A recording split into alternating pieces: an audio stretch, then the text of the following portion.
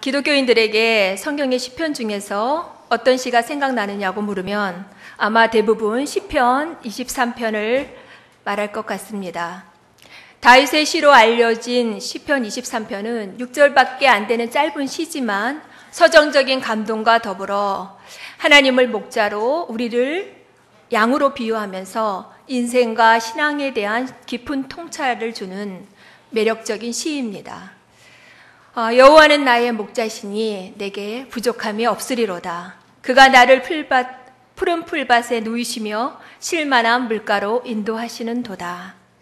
이렇게 시편 23편을 읊으면 바람에 넘실거리는 싱그러운 풀밭, 그리고 그 옆에서 햇볕에 반짝이며 유리알처럼 빛나는 호수 풍경이 떠오릅니다.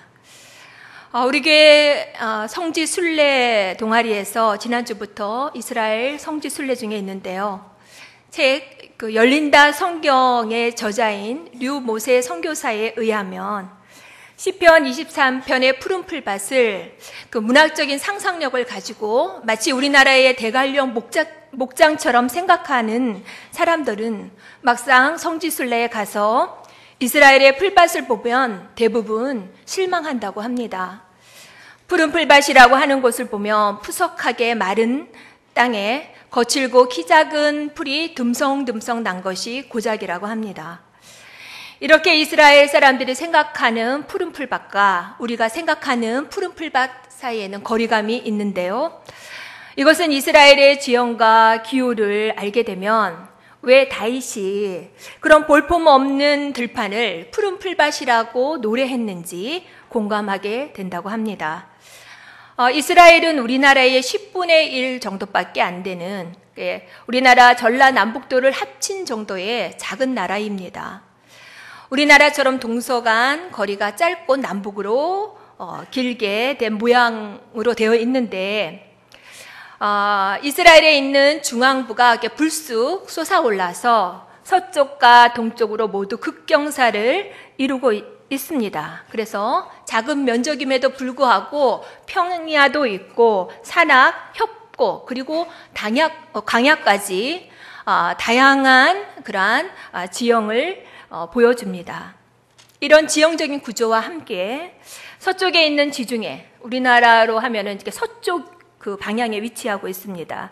서쪽에 있는 지중해와 그리고 남쪽에 있는 아라비아 사막이 예루살렘 동쪽에 강야를 형성하는 중요한 요인이 된다고 합니다.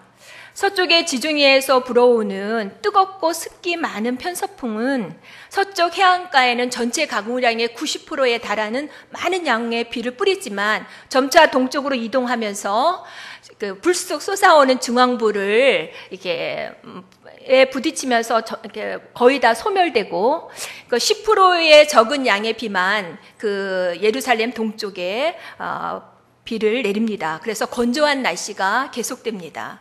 이때 남쪽 아라비아 사막 쪽에서 불어오는 열풍, 뜨거운 그러한 바람에 의해서 그나마 자라고 있던 풀들마저 이렇게 말라버리면 예루살렘 동쪽은 그야말로 아무것도 없는 황무지가 됩니다. 이곳이 바로 시편 23편의 무대가 되는 유대 강야입니다. 그리고 이스라엘 기후는 잘 아시다시피 우기와 건기로 나누어집니다. 대략 3월부터 10월까지 거의 비가 오지 않는 건기입니다. 그러니까 지금 건기에 해당합니다. 그러나 10월 이후 이제 비가 내리면 오랫동안 죽은 땅과 같았던 그러한 유대 강야에 듬성듬성 풀들이 자라나기 시작하는데 다윗이 이것을 보고 이제 푸른 풀밭이라고 노래한 것입니다. 이스라엘의 이런 지형과 기후적인 특성을 알고 나니 오랜 가뭄 끝에 돋아나는 반가운 풀들은 비록 볼품이 없어도 척박한 강야와 극대비되면서 이스라엘 사람들에게 생명과 축복, 생명과 축복 그리고 은혜의 아이콘으로 노래되기에 충분하지 않았을까 공감이 갑니다.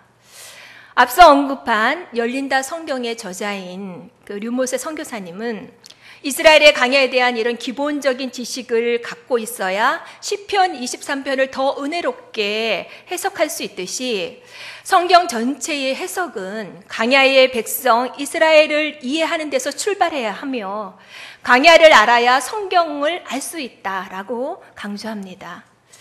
21세기에 이 자리에 있지만 우리 또한 영적 이스라엘이요, 하나님의 백성이며 광야 같은 세상을 살아가고 있습니다.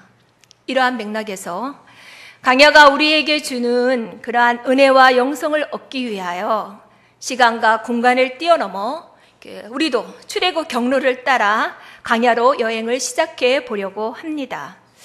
여기 계신 교우 여러분, 한 분도 낙오되지 마시고 목적지까지 잘 도착하시기 바랍니다.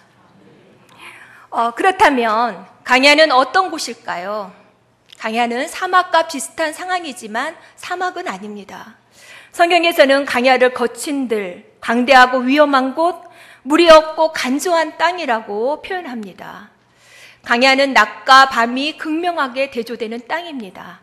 낮에는 기온이 40도에서 50도까지 올라 아주 뜨겁고 건조한 반면 밤에는 기온이 영하 10도까지 떨어져 매우 추워지는 극심한 일교차를 보여줍니다. 불뱀과 정갈이 언제 어디서 태어날 줄 모르고 알 수 없고 또 사나운 들짐승이 위협하는 곳입니다. 인간을 위해 필요한 것은 거의 없고 인간의 생존을 위협하는 것만 가득한 땅이 바로 광야입니다.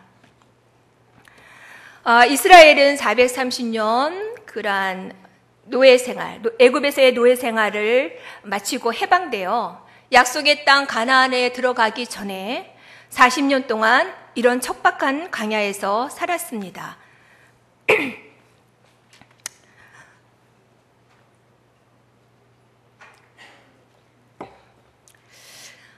이스라엘은 이 40년 광야 생활에 대해 이중적인 추억과 기억을 가지고 있습니다. 이스라엘은 광야에서 하나님을 처음 만났고 교제하며 그 어떤 민족도 경험하지 않은 그러한 특별한 은혜와 사랑을 전폭적으로 받았습니다. 그래서 광야는 마치 허니문처럼 가슴 설레이게 하는 그러한 곳이었지만, 그러나 동시에 광야는 하나님에 대한 사랑에 대한 배신과 불순종, 반역으로 얼룩진 그러한 수치와 실패, 고난의 땅이기도 했습니다.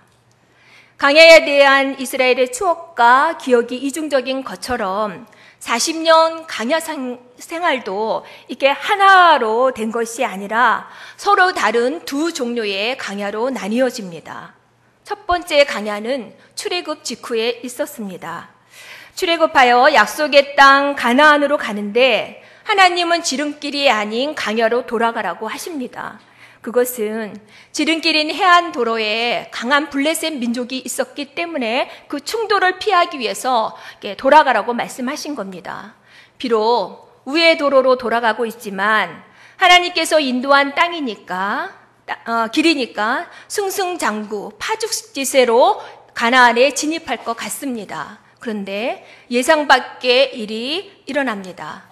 하나님이 인도하는 길이니까 안전할 것 같은데 문제와 위기 상황이 계속 일어납니다. 뒤에 애굽 병사가 추격하는데 앞에 홍해가 가로놓여 있습니다. 진퇴양난입니다. 홍해를 기적적으로 건넌 그런 감격이 채 가시기도 전에 이번에는 먹을 물이 없고 또 양식이 떨어지고 백성들은 원망과 불평으로 들끓고 그리고 설상가상 아말렉 족속이 공격해 옵니다. 하나님이 이끄시는 대로 애굽에서 나와 광야로 들어섰는데 안에서 밖에서 문제와 위기 상황이 계속 튀어나옵니다. 이것이 출애굽한 이스라엘이 만난 첫 번째 광야였습니다. 성경에서 출애굽은 구원의 모형입니다. 이스라엘의 애굽 노예 생활은 우리가 구원받기 전 제2의 종이 된 상태를 설명하고 또 6월절 어린 양은 예수 그리스도를 예표합니다. 그리고 홍해는 세례로 해석합니다. 그렇다면 출애굽 후 맞닥뜨리게 되는 이 첫 번째 광야는 도대체 무엇일까요? 사실 이 광야는 이스라엘이 애굽을 나오지 않았다면, 출애굽하지 않았다면 굳이 겪지 않아도 될 상황이었습니다. 그러나 출애굽을 했기에 이 강야를 만났습니다. 마찬가지로 이 첫 번째 강야는 믿음의 여정을 시작한 성도들에게 찾아옵니다. 전에는 문제가 아니었는데 믿음의 안경을 끼고 보니 믿기 전에 가지고 있던 가치관, 성품, 습성, 생활 양식 모든 것이 문제가 됩니다. 우리 속에서 옛사람과 새사람이 충돌하여 영적 지각 변동이 일어납니다. 첫 번째 강야는 이렇게 옛사람을 벗어버리고 내려놓고 하나님의 법과 원리, 기준에 맞게 삶의 패턴을 바꾸는 곳입니다. 버리고 내려놓는 것 쉽지 않습니다. 갈등이 일어나고 이로 인해서 불편해지고 또 혼란스럽기까지 합니다. 첫 번째 강야는 아이들이 자라면서 겪는 성장통과 같고 또 통과 의례처럼 한 번은 거쳐야 하는 필수 과정입니다. 그래서 이 첫 번째 강야는 구원받은 후 거룩한 성장을 위한 훈련장과 같습니다. 하나님의 거룩한 백성으로 선택되고 그 자격은 얻었지만 여전히 애굽에서의 노예 근성이 남아있어 하나님의 백성의 정체성을 갖지 못한 이스라엘을 훈련하고 가르치는 곳입니다. 이스라엘은 강야에서 일어나는 여러 위기 상황과 그런 문제를 교과서 삼아 하나님에 대해 알아가야 했고 또 믿음의 원리를 하나씩 배워가야 했습니다. 지금까지 자기 생각, 자기 방식대로 살던 자기 스타일을 버리고 하나님의 스타일로 바꿔야 했습니다. 저는 작년 가을부터 건강관리도 목회의 중요한 부분이다라는 그 선배 목사님의 조언을 받아들여서 운동을 시작했습니다. 우리 교회 부목사님들이 이미 하고 있던 그 배드민턴 동호회에 가입하고 이제 운동을 시작했는데요. 이게 누구나 쉽게 하는 국민 스포츠여서 이렇게 시작하면서 그 레슨을 받았습니다. 그런데 우습게 볼 일이 아니었습니다. 라켓을 잡는 것부터가 쉽지 않았습니다. 라켓 잡는 것이 특별히 어려워서가 아니라 제 나름대로 라켓 잡는 그런 습관이 있어서 그것을 바로 잡는 것이 잘 되지 않았습니다. 스포츠는 자세가 중요하다고 하는데 이미 아무렇게나 치던 습관이 몸에 배어 있어 코치에게 혼나고 지적받기가 일쑤였습니다. 공을 치며 게임을 하고 싶은데 코치는 라켓 잡는 거, 그 다음에 스텝 받는 거, 자세 잡는 것만 지루하게 가르쳤습니다. 선수할 것도 아닌데 뭐 대충 하면 되지 이렇게 생각했는데 대충 하니까 실력도 늘지 않고 또 이렇게 까딱까딱 치는 그런 어떤 초보 실력으로는 재미있게 게임을 할 수가 없었습니다. 운동 선배들처럼 현란한 그러한 기술을 구사하며 제대로 게임을 하기 위해서는 착실하게 레슨을 받으며 기본을 익혀야 했습니다. 강야는 이렇게 하나님의 특별 레슨을 받는 것과 같습니다. 자기 식대로 자리 잡고 몸에 배어버린 것들을 고치려니 당연히 불편하고 아프고 진통이 따르는 것 당연합니다. 그러나 제대로 배워야 합니다. 배드민턴 기본기가 잘 닦여 있어야 기술이 늘고 또 재미있게 내용 좋은 게임을 할 수 있듯이 믿음의 기본기가 잘 갖춰져 있으면 믿음의 실력도 빨리 향상되고 또 수준 높은 명품 믿음 생활 신나게 할 수가 있습니다. 이 첫 번째 강야의 특징은 단절이고 고립입니다. 가나안은 아직 멀리 있고 뒤에는 홍해와 애굽이 있어 뒤돌아갈 수도 없습니다. 강야에서 이스라엘은 철저히 외부와 차단된 상태에서 훈련을 받습니다. 아무것도 없는 강야에서 고립과 단절은 두렵고 위험한 상황입니다. 모든 것이 차단된 강야에서 하나님은 새로운 믿음의 패러다임을 가르치십니다. 하나님만이 유일한 공급자가 됩니다. 이스라엘은 하나님의 원리, 하나님의 원칙에 의해 주어지는 만나를 통해서 믿음으로 사는 것이 무엇인지, 순종이 무엇인지 배웁니다. 그리고 반석을 쳐서 생수를 솟아나게 하고 바람을 불어 홍해를 가르고 메추라기를 주시는 하나님의 초자연적인 능력도 경험합니다. 그리고 사람이 떡으로만 살 것이 아니라 하나님의 말씀으로도 살아야 한다는 영적인 진리도 깨닫습니다. 그런데 우리 교우 여러분이 잘 아시다시피 이스라엘은 이 광야 생활을 엉망으로 했습니다. 문제가 생길 때마다 끊임없이 불평하고 원망했습니다. 그동안 여러 실제적인 상황을 통해 하나님의 능력으로 문제가 해결되는 것을 보았습니다.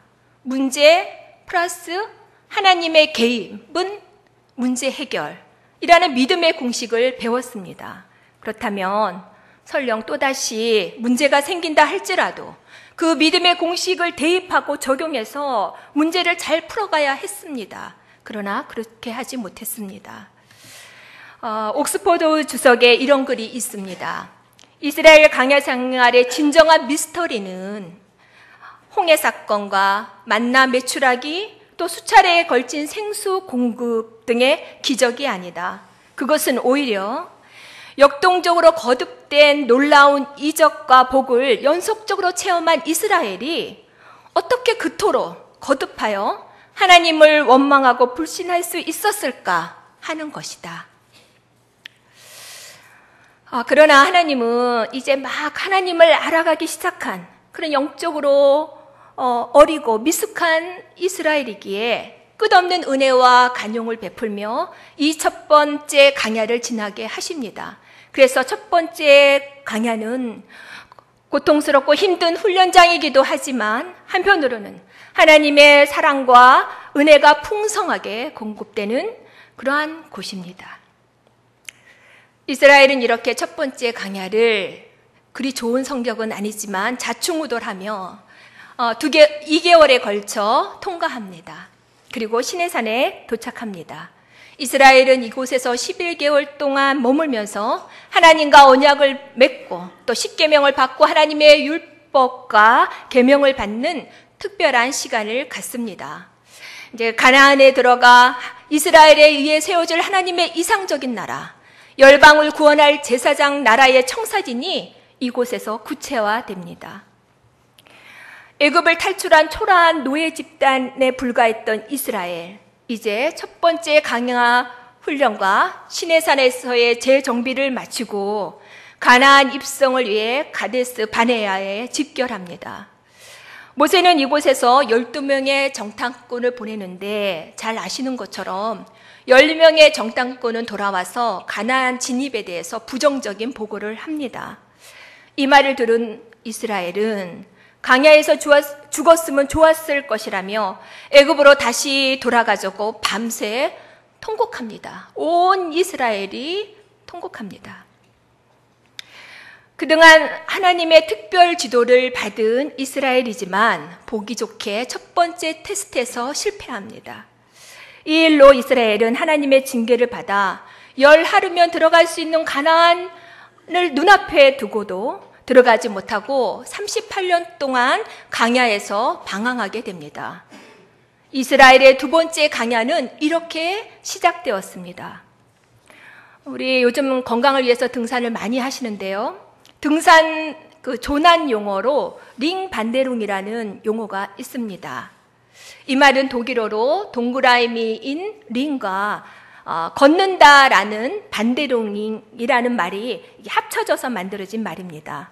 링반데룽은 등산 도중에 짙은 안개나 폭설과 같은 기상 악천후로 인해서 방향 감각을 잃고 같은 지역만 빙빙 맴도는 환각 현상을 말합니다. 그런데 정작 길을 가고 있는 사람들은 자신들이 똑바로 걷고 있다고 이렇게 착각을 한다고 합니다. 제2의 두 번째 광야 생활은 링반데룽 현상과 같습니다. 가나안을 눈앞에 두고도 들어가지 못하고 영적 조난자가 되어 광야에서 38년 동안 빙빙 돌며 방황했습니다. 이스라엘은 이렇게 두 번째 광야를 자초합니다. 첫 번째 광야는 하나님이 인도한 하나님의 백성으로서 통과 의례처럼 거쳐야 할 필수 과정이었다면 이 두 번째 광야는 이스라엘의 불순종과 징계로 인한 슬프고 비극적인 광야였습니다. 두 번째 강야는 피하려면 충분히 피할 수 있는 강야였는데 그렇지 못해 안타까움이 더 큽니다. 이렇게 강야는 동전의 양면과 같이 두 가지 측면이 있습니다. 첫 번째 강야처럼 훈련적 의미가 있는 반면 두 번째 강야처럼 징계적 측면도 있습니다. 그러나 비록 징계를 받아 강야로 내몰리더라도 거기서 망하고 끝장이 나는 것이 아닙니다. 하나님은 징계라는 연단 과정을 통해 우리 속에 있는 불순물을 제거하여 정금 같은 하나님의 백성으로 만들어 가십니다. 성경 속 그 신앙의 인물들은 모두 예외 없이 강야를 통과했습니다. 강야 없는 인생길은 없습니다. 심지어 예수님께서도 공생애의 첫 관문으로 세례를 받으시고 본격적인 사역에 앞서 성령에 이끌려 강야로 들어가셨습니다. 거기서 40일 금식도 하시고 또 마귀에게 시험도 받으셨습니다. 바울 역시 다메섹에서 극적으로 회심한 후 아라비아 강야에 들어가 3년을 보냅니다. 그가 믿던 유대교가 산산조각 나는 영적 파산, 그리고 자신이 핍박하던 예수님을 빛 가운데서 만나고 기독교로 급 방향선회한 그러한 충격을 추스려야 할 시간이 필요했는지도 모릅니다. 그러나 분명한 것은 핍박자 사울과 이스라엘 초대 교회의 영적 거장인 바울 사이에 아라비아 강야가 놓여 있습니다. 강야의 인물에서 지나칠 수 없는 사람이 있다면 단연 모세입니다. 모세를 모세답게 만들고 또 출애굽의 지도자로 만든 것은 당시 문명의 구심점이었던 애굽 왕실이 아니라 바로 척박한 미디안 강야였습니다. 애굽 왕실에서 배운 대로 힘의 논리대로 움직이던 혈기, 그리고 히브리 자기 민족에게 거절당한 그런 상처와 두려움을 안고 모세는 강야로 들어갔고, 그리고 그러한 모든 것이 치유되기까지 모세는 40년 동안 강야에서 철저히 낮아져야 했습니다.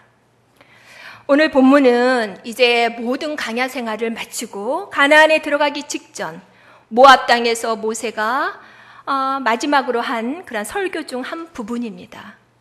두 번째 강야 생활을 시작하던 당시인 민수기 14장 33절에서는 이스라엘이 이런 강야길을 걷게 된 것은 하나님을 원망하고 불순종한 징계 때문이라고 이렇게 말합니다.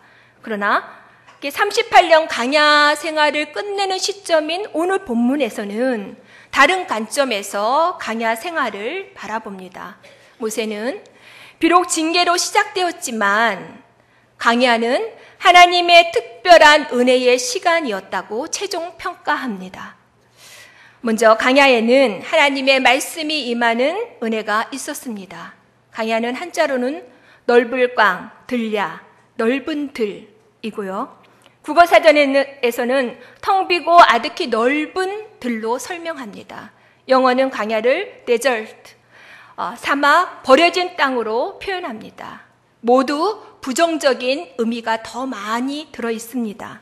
이에 반해 이스라엘의 히브리어는 강야를 미트바르라고 하는데 이 말은 말씀하시다, 말씀하다라는 다바르 동사에 장소를 나타내는 접두사가 붙어서 말씀하시는 곳이라는 뜻입니다. 강야는 미트바르, 하나님이 말씀하시는 곳입니다.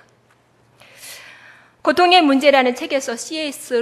루이스는 이렇게 말합니다. 하나님은 우리의 즐거움 속에서는 속삭이시고 우리의 양심 속에서 말씀하시지만 우리의 고통 속에서는 외치신다. 고난과 고통은 귀먹은 세상과 우리들을 일깨우는 그분의 메가폰이다. 강야는 메가폰과 같이 하나님의 목소리가 증폭되는 곳입니다. 강야는 시끄러운 세상과 단절되고 고립됩니다. 아무것도 없기 때문에 하나님의 음성을 더 잘 들을 수 있고 또 하나님께 더 집중할 수 있습니다. 그리고 강야에는 하나님의 특별한 공급과 돌봄의 은혜가 있었습니다. 강야는 우리를 낮아지게 하고 굶주리게 합니다. 강야는 결핍의 상징입니다. 그러나 하나님의 강야는 이것으로 끝나지 않습니다. 분명히 아무것도 없는 강야였는데 신기하게도 줄이지도 않았고 옷도 헤어지지 않았고 발도 부르트지 않았습니다. 강야는 이 세상의 원리로는 이해하지 못하는 그런 초월적인 은혜와 하나님의 신기한 공급 방식을 경험하는 곳입니다. 이것은 경험해 본 사람만이 알 수 있습니다. 요셉은 모세와 같이 실제로 강야 생활은 하지 않았지만 힘들게 13년간 살아야 했습니다. 상황이 강야였습니다. 하나님의 아버지의 총애를 받는 부잣집 도련님에서 하루아침에 노예가 되고 또 다른 나라로 팔려가고 또 억울한 누명을 쓰고 감옥까지 가야 했습니다. 그런데 이 정도 되면 분노와 억울함으로 상처 속에 묻혀 세상을 원망하고 신세환탄하고 또 요즘식으로 말하면 술과 약물 중독에 빠져 될 대로 되라 식으로 살 것 같습니다. 그런데 놀라운 것은 이 요셉의 상황이 점점 안 좋아지는데 점점 내리막길인데 성경은 변함없이 여호와의 은혜가 요셉과 함께 있었고 범사에 형통했다고 기록하고 있습니다. 강야 같은 시간이었지만 요셉에게는 상처가 상처되지 않는 이유를 알 수 없는 고난에 파묻혀도 소멸되지 않고 평강을 누릴 수 있는 특별한 하나님의 은혜가 공급되고 있었습니다. 말씀하시는 하나님이 계시고 또 주님의 특별한 돌봄과 은혜가 공급되고 있으니 강야는 은혜입니다. 만약 교우 여러분 중에 강야와 같은 힘든 시기를 보내고 있는 분이 계십니까? 21세기 대한민국에 살고 있는 우리에게 강야는 심리적이고 또 상황적입니다.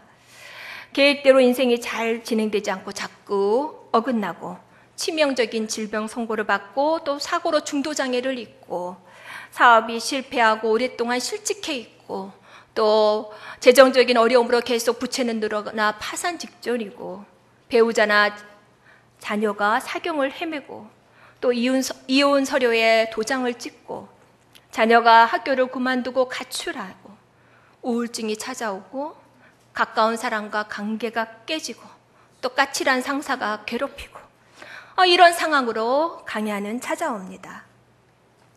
이렇게 심리적으로, 사회적으로, 상황적으로 어려운 강야를 지나고 있다면 우리는 어떤 태도를 가져야 할까요?